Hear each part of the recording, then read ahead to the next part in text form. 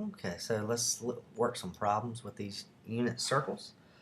Alright, so let's look at this. Alright, so we're going to find the exact value. Find the exact value of each of the 6 trig functions for some angle x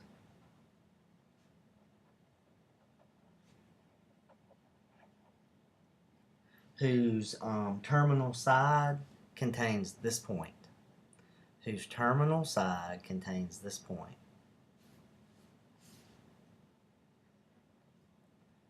So this is our point P here.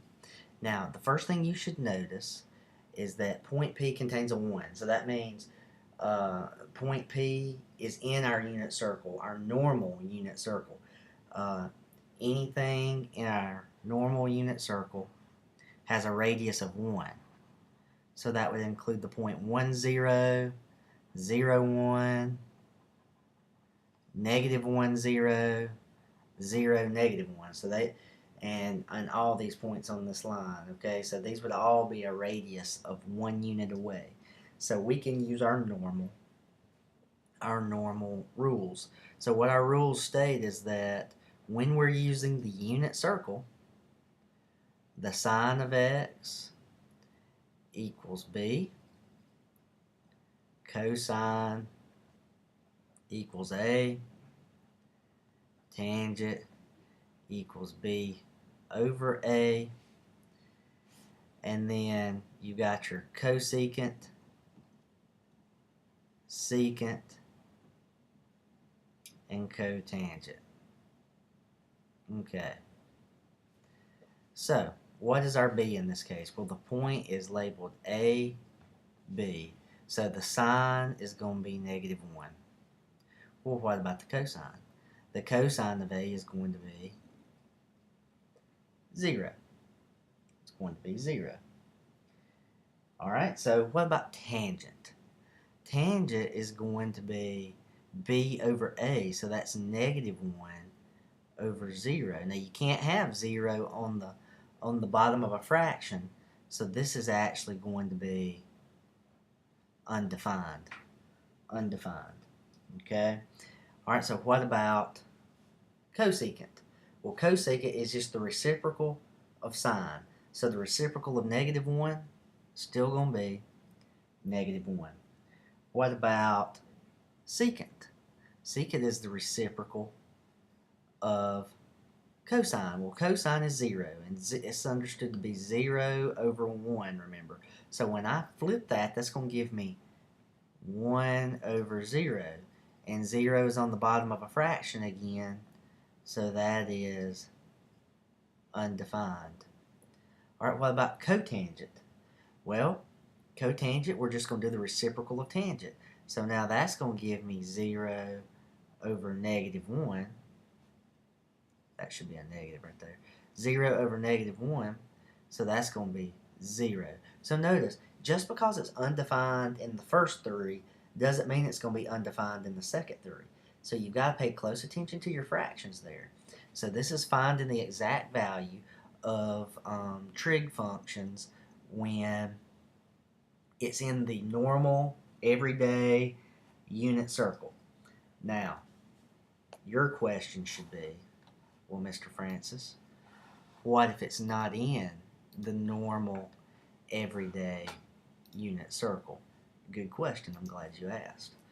So we're going to do the same thing. We're going to find the 6 trig functions. Find the 6 trig functions for an angle x whose terminal side goes through this point. Now notice, that is some random arbitrary point. So you don't get to decide, you don't get to use just the normal, regular, everyday unit circle and trig functions. We have to take the radius into consideration, because remember, these have a different radius. So remember, this is sine x equals a over the radius.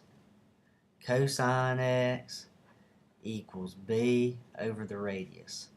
Tangent x is still b over a.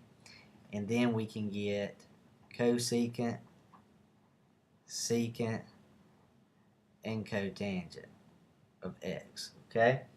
So, what do we have to do first? Well, we know what a and we know what b is. Okay? A is going to be our -4, b is going to be -3. But we need r. We need r to figure out these problems. So remember what we said r is. R is the square root of a squared plus b squared. So that's going to be the square root of -4 squared plus -3 squared.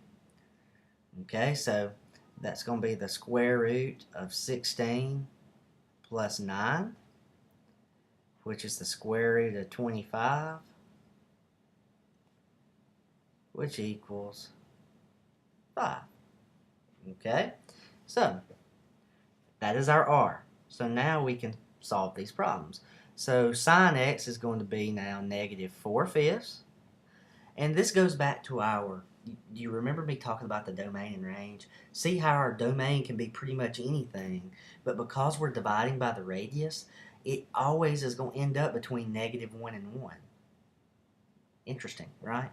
That's how we get our range to be between -1 and 1 and our domain to be all real numbers. This is just a good example of that. B is going to be negative, I've written this backwards, folks, I'm sorry. This is going to be b over r, a over r. So this one would be -3/5, and this right here would be -4/5. I am sorry. That's trying to talk and write at the same time. Sine x is b over r, cosine x, a over r. So that's going to be sine of x would be -3/5, which would be b over r. And cosine x is going to be -4/5, which would be a over r. Now tangent is still b over a, so that's -3 over -4, which is 3/4. Now, when you get down here, remember cosecant is just going to be the reciprocal of our sine. So -3/5, so that's going to be -5/3. Secant is going to be the reciprocal of cosine, so that's -5/4. And cotangent is the reciprocal of tangent, so that's just going to be 4/3. Okay, so now this is the way to we've seen one example of finding the 6 trig functions when we have a point that is on the unit circle, and we have a way of finding 6 trig functions if the point is not on the unit circle, and we can relate it back to the unit circle by finding r. Okay, so this is the 2 separate ways when the point is on the circle and when the point is not on the circle. Okay, that's the difference in example 1 and example 2 in your book. Okay, example 1 and example 2. Thanks. We'll have another video here pretty soon.